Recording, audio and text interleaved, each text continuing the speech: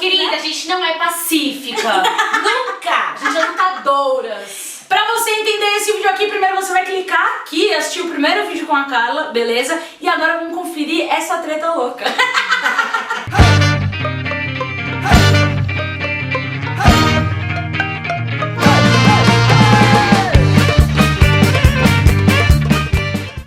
Como que o homem gay se localiza na questão do movimento social feminista? Porque ao mesmo tempo em que ele tá próximo do espectro feminino, traiu o patriarcado, ele ainda é um homem e se beneficia de N outros privilégios sociais que as mulheres não detêm. A grande dúvida mesmo dos espectadores do canal das Bi, que isso eles perguntaram muito no vídeo que a gente fez, é se homem gay sofre machismo. E pergunta no meu ESC de novo.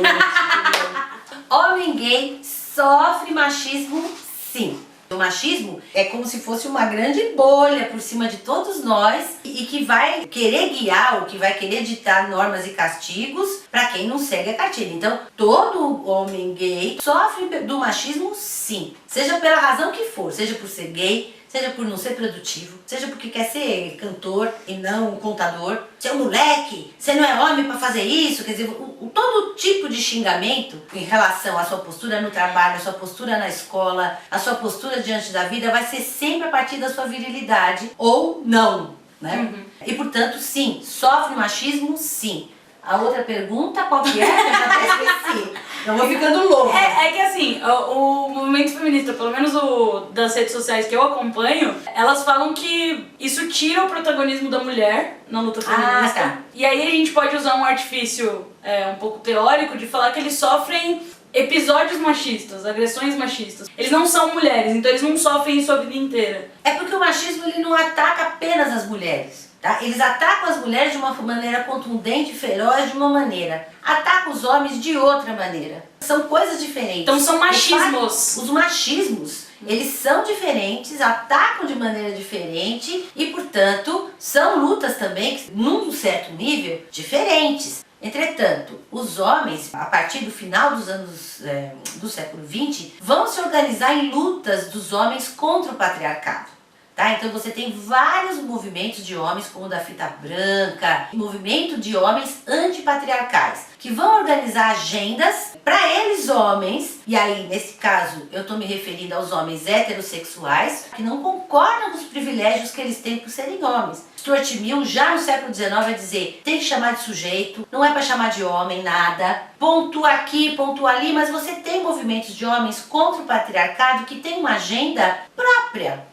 Tá? E é então isso que a nesse gente caso, fala, não tira o protagonismo de ninguém, porque são lutas que são paralelas. Os homens, eles são companheiros na luta, mas não protagonistas da luta das mulheres. Do mesmo modo que esses grupos de homens contra o patriarcado vão, por exemplo, discutir nas suas reuniões e nas suas agendas que bosta de sociedade é essa, que vai entender virilidade como frieza, que vai entender virilidade como violência. Quer dizer, você vive numa cultura do estupro, por exemplo, porque você vai ensinando o menino a ser violento desde pequeno. Que é o que os homens não querem, eles não querem mais ser desse jeito. Então eu acho que é muito importante para todo mundo que está começando a pensar nisso, a não colocar todos os gatos no mesmo balaio. Porque você pode ter, dentro do movimento feminista, homens que são companheiros, não protagonistas. Do mesmo modo que nos movimentos de homens contra o patriarcado, nós vamos ser companheiras e não protagonistas. Agora, contra a injustiça social, todos nós estamos juntos. Ninguém aqui é inimigo de ninguém. E agora eu vou fazer a pergunta polêmica. Agora esse vídeo fudeu. Agora eu vou fazer pergunta light. Ó, vamos lá. Um homem pode ser feminista? Um homem, claro que ele pode ser feminista. Com esse nome? Com esse nome. O que vai acontecer é que ele não é protagonista da luta. Agora, por que ele não pode ser feminista? Os homens, e é isso que a gente bate na tecla o tempo todo. Se você é antipatriarcal, você se organiza dentro de um movimento à parte das pautas feministas. Porque tudo que é feminista é um movimento de emancipação de mulheres, entendeu? Mulheres, todas as mulheres, diga-se de passagem. Então, a questão quando a gente faz essa diferenciação de homem feminista e homem pró-feminista, o homem pró-feminista é o que não protagoniza essa luta. Porque os homens que estão tentando se aliar até agora não entenderam que não é protagonizando a luta feminista e silenciando mulheres que eles vão apoiar a luta. É essa a diferenciação. Radical demais. Precisa estudar um pouco mais para saber que não é bem assim. Eu vou reprovar. Ela vai reprovar no TCC. Não é bem assim. Você vai criando tanta sigla, você vai criando tanto impedimento, que aquilo que para nós no século XXI é importante, que são as multidões, as diferentes diferenças juntas, que é diferente de massa, que é aquela coisa indiferenciada. É a possibilidade da mudança pela justiça social. As diferentes diferenças, se entendendo como diferentes na multidão. Multidão é isso. Multidão são diferentes diferenças protagonizando uma revolução para um mundo mais justo. Então, quanto mais eu vou separando por caixinhas, então, olha, vamos fazer passeata. Então, agora vai você que é lésbica, agora vai você que é negra, agora vou eu. É porque o problema é que chega a cara falando, eu sou feminista. Você tá errada porque Você eu tá Simone de errada, Beauvoir. entendeu? Eu sou feminista, grita um homem, porque eu li Simone de Beauvoir. Você sai andando, porque não tem o menor... Pra que você vai dar importância pra alguém que diz uma coisa dessa pra você? Entendeu? Porque é uma pessoa que não faz a menor ideia do que tá falando. Do mesmo modo, quando alguém vai dizer, você não é mulher porque não nasceu com xoxota. Aí você responde, vai ler a Simone de Beauvoir. Olha onde ela entra. Ninguém nasce mulher, se torna, ninguém nasce bípede, todo mundo aprende a andar. Certo? Então, eu acho que tem certas coisas que a gente não deve levar a sério. Um homem que queira efetivamente que o lugar das mulheres, das minorias sociais de maneira geral, esteja em outro lugar, que seja no lugar mais justo e etc., jamais vai te dizer uma coisa dessa. Gente, mas dizem muito, começa do zero, né? Se começarem a dizer, você faz o seguinte, você pega a sua bolsa, suas amigas e troca de balada.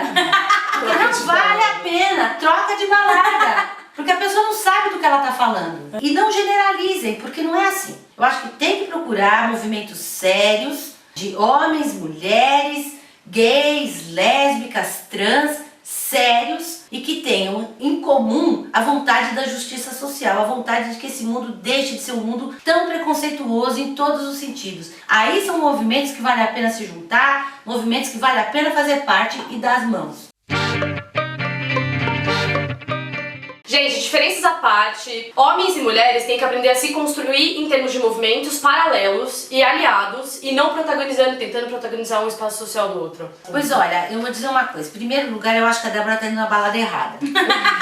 Eu tô, gente, chama-se mundo. Eu fui confinada, feita pra ficar em casa, Amélia, só que deu errado. Porque existem sim grupos que são aliados, sem protagonizar a luta um do outro. Eu acho que é importante que o pessoal saiba, dentro da história do movimento feminista, principalmente dos anos 70 pra cá, vou contar um episódio, por exemplo, que aconteceu com as italianas, com as mulheres italianas, no final dos anos 60, começo dos anos 70, organizaram uma passeata de mulheres, reivindicando aborto, enfim, as pautas, né, de sempre, e os companheiros, os camaradas, falando, então a gente vai junto, porque afinal estava no meio do turbilhão, no final dos anos 60, atentados, e elas disseram, não precisa, a gente não precisa, vamos só nós. Eles, não, mas a gente vai, porque vai que algum fascista, alguma polícia venha pra bater em vocês.